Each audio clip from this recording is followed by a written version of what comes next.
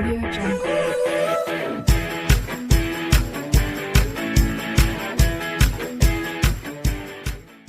Now students, today I will solve exercise 2.1.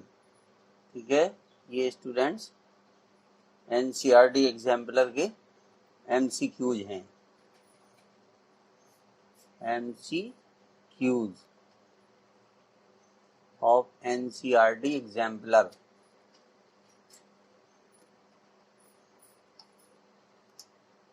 NCERT exemplar problems हैं students. अब इसमें पहला क्वेश्चन क्या है, देखिए, choose the correct answer for the given 4 options in the following question. तो अब इसमें students one of the zeros, यानी एक इस इक्वेशन का एक जीरो दिया गया है। ठीक है, तो ये मान लीजिए अल्फा इज इक्वल टू कितना दिया, -3 दिया है, या कुछ भी मान सकते हैं उसको। तो अब स्टूडेंट जब ये इसका ये जीरो है, तो अगर इसमें इसकी वैल्यू पुट करेंगे तो इस पॉलिनोमियल को ये जीरो बना देगा। ठीक है, यानी हम ये कह सकते हैं कि p-3 इज इक्वल टू 0। ठीक है, तो ये px is equal to alpha या x कुछ भी मान सकते हैं। ठीक है, और px की वैल्यू जो है वो ये दी गई है कि k-1 x square plus kx plus 1। अब इसमें x की वैल्यू जो है वो -3 रख देंगे, तो यहाँ पे 0 हो जाएगा स्टूडेंट्स। ये आ जाएगा k-1 -3 का whole square plus k-3 plus 1। ठीक है, ये हो जाएगा k-1, ठीक है, into 9 -3k plus 1 is equal to 0। अब 9 का इसमें मल्टीप्लाई कर दीजिए, देखिए 9k -9 -3k plus 1 is equal to 0। ठीक है, तो इस क्वेश्चन को स्टूडेंट इस तरीके से हम सॉल्व करेंगे। अब देखिए ये हो गया, यहाँ पे 6k आ गया। ठीक है, 9k -9 और -3k plus 1 is equal to 0। तो ये हो गया 6k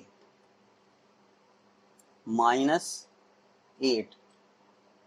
ठीक है, -9 और ये तो 0 हो गया, तो k की वैल्यू आ गई कितनी, 8/6। ठीक है, तो ये आ गई k की वैल्यू आ गई स्टूडेंट्स 4/3। तो then the value of k हमें फाइंड करने दो, तो ऑप्शन ए इसका जो है वो करेक्ट है स्टूडेंट्स। अब देखिए सेकंड क्वेश्चन में क्या है, a quadratic polynomial whose zeros are -3 and 4 is. ठीक है, तो अब स्टूडेंट इसके दो जीरोज दिए गए हैं, तो हमें बताना है कि क्वाड्रेटिक पॉलिनोमियल क्या होगा। तो एक स्टूडेंट देखिए फॉर्मूला होता है x² minus alpha plus beta into x plus alpha into beta. तो अब इसमें देखिए अल्फा भी दिया हमें, बीटा भी दिया, तो इसी इक्वेशन में वैल्यू हम पुट कर देंगे। तो x² माइनस, अब देखिए अल्फा की वैल्यू है, ये हो जाएगा -3 + 4 x प्लस 4 इंटू -3। तो ये आ जाएगा कितना, x² और ये हो जाएगा -x -12। ठीक है, तो अब स्टूडेंट देखिए इसमें ना ये वाला ऑप्शन मैच कर रहा है, ना ये ऑप्शन मैच कर रहा है, और ये ऑप्शन भी मैच नहीं कर रहा। तो अब एक यही ऑप्शन बचा है, तो इसको किस तरीके से लिखा गया। तो इसमें स्टूडेंट्स एक इस तरीके से होता है कि अगर किसी पॉलिनोमियल में हमें किसी कांस्टेंट से मल्टीप्लाई कर दें, ठीक है, तो जीरोस की जो वैल्यू है वो चेंज नहीं होती है। मतलब इसका मतलब ये है कि ऐसे बहुत सारे, तो अगर इसमें मान लीजिए हम 2 से डिवाइड कर दें, अगर हम, तो x² माइनस x/2 और -12/2 करेंगे तो 6 आ गया। तो ये आंसर, तो उसका ऑप्शन कौन सा है, सी करेक्ट है स्टूडेंट। तो अगर किसी भी पॉलिनोमियल के दो जीरोस दिए गए हैं, तो उससे हम इनफाइनाइट पॉलिनोमियल्स फाइंड कर सकते हैं। ठीक है, तो इसमें ये कॉन्सेप्ट है कि अगर किसी पॉलिनोमियल में किसी कांस्टेंट से मल्टीप्लाई कर देते हैं, तो जीरोस की जो वैल्यू है वो स्टूडेंट चेंज नहीं होती है। यही कॉन्सेप्ट इसमें काम करेगा। अब देखिए थर्ड क्वेश्चन में क्या है, the zeros of the quadratic polynomial are 2 and -3 then, तो ए और बी की वैल्यू हमें फाइंड करना है। ठीक है, तो देखिए इसमें जो सिंपल सा कॉन्सेप्ट है वो हम इसमें लगा देंगे। ठीक है, देखिए P2 की वैल्यू 0 आएगी क्योंकि ये इसका 0 है, और P-3 की वैल्यू 0 हो जाएगी। तो अब इसमें P2 की वैल्यू फाइंड कर लीजिए। Px ये दिया गया हमारा, Px इक्वल टू कितना दिया है, x² plus a+1 x plus b। ठीक है, अब इसमें x की वैल्यू 2 रख दीजिए। तो देखिए P2 इक्वल टू क्या आएगा, 2 का स्क्वायर हो जाएगा 4 प्लस 2a+1, ठीक है, और प्लस b। अब P2 की वैल्यू कितनी है, 0 दी गई है, तो ये हो गया 4 plus 2a plus 2 plus b, तो ये हो गया 2a plus b plus 6 is equal to 0। एक इक्वेशन ये बन गई स्टूडेंट। अब दूसरी इक्वेशन यहां से हम बना लेंगे। ठीक है, P-3, तो अब इसमें x की वैल्यू -3 रखेंगे, तो ये 9 और ये हो गया -3a+1 प्लस b, अब 0 इक्वल टू 9। ठीक है, -3a प्लस b, तो -3a प्लस b और प्लस 6 इज इक्वल टू 0। ठीक है, तो ये एक इक्वेशन ये बनेगी। अब दोनों इक्वेशन को स्टूडेंट सॉल्व कर दीजिए। ठीक है, तो देखिए ये हो गया कि 2a plus b plus 6 is equal to 0, और ये हो गया -3a plus b plus 6 is equal to 0। ठीक है, तो दोनों को हम क्या करेंगे, यहाँ भी 0 है स्टूडेंट। अब इन दोनों को सब्ट्रैक्ट कर दीजिए, तो देखिए यहाँ प्लस, यहाँ माइनस, तो ये और ये कैंसिल हो गए, तो ये 5a इज इक्वल टू 0 आ गया। तो a की वैल्यू कितनी आ गई स्टूडेंट, 0 आ गई। ठीक है, a की वैल्यू 0 आ गई, तो एक ही इक्वेशन में a की वैल्यू 0 आ रही है। ठीक है, तो a की वैल्यू 0 आ गई, b की वैल्यू फाइंड कर दीजिए, तो b की वैल्यू -6 आ जाएगी। ठीक है, जब किसी भी एक इक्वेशन में पुट करोगे तो कि यहाँ 0 है, तो b plus 6 is equal to 0, तो b इज इक्वल टू -6 ये आ गया। अब स्टूडेंट फोर्थ वाला जो क्वेश्चन है जो हमने सेकंड सॉल्व किया था उसी की तरह है। अब देखिए इसमें 2 जीरोस दिए गए हैं, तो इससे इक्वेशन हम बनाएंगे।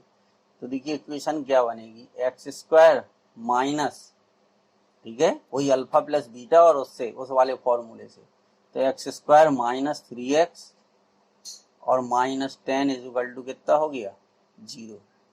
ठीक है, ये इक्वेशन बन गई। अब इसमें मान लीजिए हम किसी भी कांस्टेंट, जितने भी अलग अलग कांस्टेंट से मल्टीप्लाई करते जाएंगे तो अलग अलग पॉलिनोमियल हमें स्टूडेंट फाइंड होते जाएंगे। ठीक है, अगर हम इसमें किसी भी कांस्टेंट से मल्टीप्लाई कर दें तो इसके जीरोज में कोई फर्क नहीं पड़ता है। अब कांस्टेंट बहुत सारे होते हैं। ठीक है, तो इसका मतलब है कि इसमें चूंकि इनफाइनाइट सॉल्यूशन होंगे, इसके पॉलिनोमियल इनफाइनाइट बनेंगे, तो इसलिए ऑप्शन क्या करेक्ट होगा, मोर देन 3 स्टूडेंट्स। अब देखिए ये ax³ plus bx² plus cx plus d is 0। तो अब स्टूडेंट देखिए इसका फॉर्मूला क्या होता है, सबसे पहले वो हमें इसमें लिखना है। ठीक है, तो इसमें alpha plus beta plus gamma, देखिए ये फॉर्मूला होता है is equal to -b/a, alpha beta plus beta gamma plus gamma alpha is equal to होता है c/a, और alpha into beta into gamma is equal to होता है -d/a। ठीक है, ये फॉर्मूला स्टूडेंट इसमें यूज होगा। ठीक है, अब इसमें क्या कह रहा है कि वन ऑफ द जीरोस, यानी एक इसका जो है अल्फा की वैल्यू 0 दी गई है। ठीक है, तो अदर 2 जीरोस का प्रोडक्ट हमें फाइंड करना है। ठीक है, अदर टू। अब देखिए इसमें हम यहाँ पे थर्ड इक्वेशन में अल्फा की वैल्यू 0, ठीक है, तो यहाँ से हमें alpha into beta into gamma equal to minus D upon A, ठीक है, तो यहाँ पे 0 रखेंगे तो वो तो सब 0 हो जाएगा, ठीक है। चलिए यहाँ पे सेकंड इक्वेशन में, ठीक है, put alpha is equal to 0 in equation second. ये स्टूडेंट फर्स्ट इक्वेशन हो गई, ये सेकंड हो गई और ये थर्ड हो गई, ठीक है। तो सेकंड इक्वेशन में देखिए अल्फा की वैल्यू 0 रखोगे तो beta gamma is equal to कितना आएगा, सी अपॉन ए।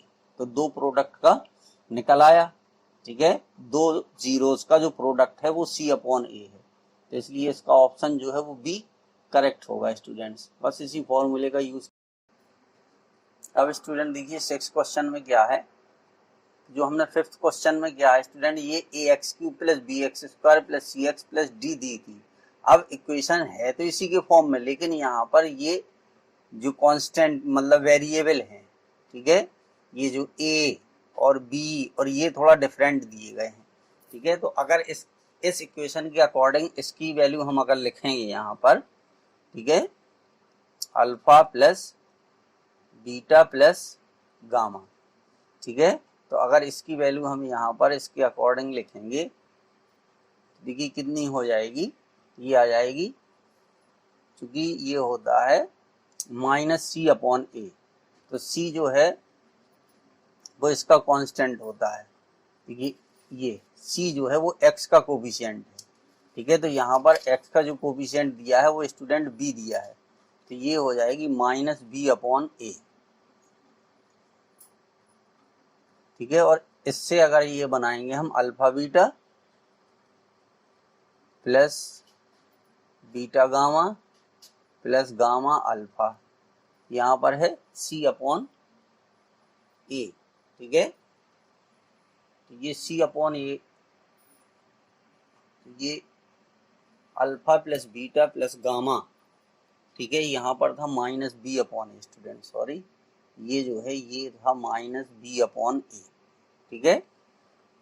अब बी जो है वो एक्स स्क्वायर का कोफिशिएंट है, तो इसको देखिए हम इरेज कर देंगे, ये होता है, ठीक है, alpha plus beta plus gamma की वैल्यू थी वो माइनस बी अपॉन ए थी, तो अब बी जो कोफिशिएंट होता है वो एक्स स्क्वायर का, तो ये हो जाएगा, ठीक है, ए अपॉन ए, ठीक है। अच्छा, और ए जो है तो यहाँ पर, ठीक है, एक मिनट देखिए, अब गड़बड़ नहीं होगी, क्यों नहीं होगी, यहाँ से हम लिखे दे रहे वैल्यू क्या है, ये ए की वैल्यू 1 है, ठीक है, इस इक्वेशन को देख के ए की वैल्यू 1 है और बी की वैल्यू कितनी है, ए है, ठीक है, A X cube B X square C X, और सी की जो वैल्यू है वो बी दी गई है, ठीक है, और डी की जो वैल्यू है वो सी दी गई है, बस अब उठा के ये सीधे सीधे इसमें रख देना है, ठीक है, तो बी की जगह हो जाएगा ए, ठीक है, और अपॉन में 1, alpha beta beta gamma plus gamma alpha is equal to C upon A है, ठीक है। अब यहाँ पर सी की वैल्यू कितनी है, देखिए बी है और ए की वैल्यू 1 है, ठीक है, ये हो गया सी अपॉन ए। अब अल्फा बीटा गामा, इसकी वैल्यू थी स्टूडेंट माइनस डी अपॉन ए, तो डी की वैल्यू है सी, ठीक है, और ए की वैल्यू है 1, तो ये माइनस, तो ये आ गया माइनस ए अपॉन 1 और बी अपॉन 1, और ये आ गया माइनस सी अपॉन 1। अब इसका जो एक रूट दिया है अल्फा की वैल्यू दी गई है -1, ठीक है, तो अब इसमें हम क्या करेंगे, देखिए p-1 बराबर होगा 0 के, ठीक है, तो इस वाली इक्वेशन में ये जो इक्वेशन दी गई है इसमें x की जगह पे -1 हम लिख देंगे, तो ये हो जाएगा -1 प्लस a, ठीक है, और माइनस बी और plus c is equal to 0, ठीक है, तो ये आ गई a minus b plus c is equal to 1, इतना आ गया, ये हो गया, ठीक है। तो अब इसके बाद जो है अब हमें, तो देखिए यहाँ पर ये हो जाएगा बीटा गामा, अल्फा की वैल्यू कितनी रख दी -1 यहाँ इस वाले इक्वेशन में स्टूडेंट, ठीक है, बराबर कितना हो गया -c, तो बीटा गामा बराबर कितना आ गया c आ गया। अब c की वैल्यू यहाँ से निकाल दीजिए स्टूडेंट, तो c की वैल्यू कितनी हो गई 1 minus a plus b, 1 minus a plus b, बस यही वैल्यू उठा करके हमें यहाँ रख देना है 1 माइनस a प्लस बी, तो ये स्टूडेंट देखिए 1 माइनस a प्लस बी, ठीक है, ये ऑप्शन ए इसका जो है वो करेक्ट हो गया, ए माइनस का आ रहा, बी प्लस का आ रहा और ये वन आ गया, तो ऑप्शन ए करेक्ट हो गया। तो इस तरीके से इस क्वेश्चन को स्टूडेंट करना था, थोड़ा यहाँ पे उनने जो है, ठीक है, उसको इससे डिफरेंट लिख दिया, इसलिए इसमें जो है थोड़ा सा प्रॉब्लम समझ में आ रही थी, अगर हमने इक्वेशन को नहीं देखा तो उसमें प्रॉब्लम हो सकती है। थैंक यू स्टूडेंट, इसी तरीके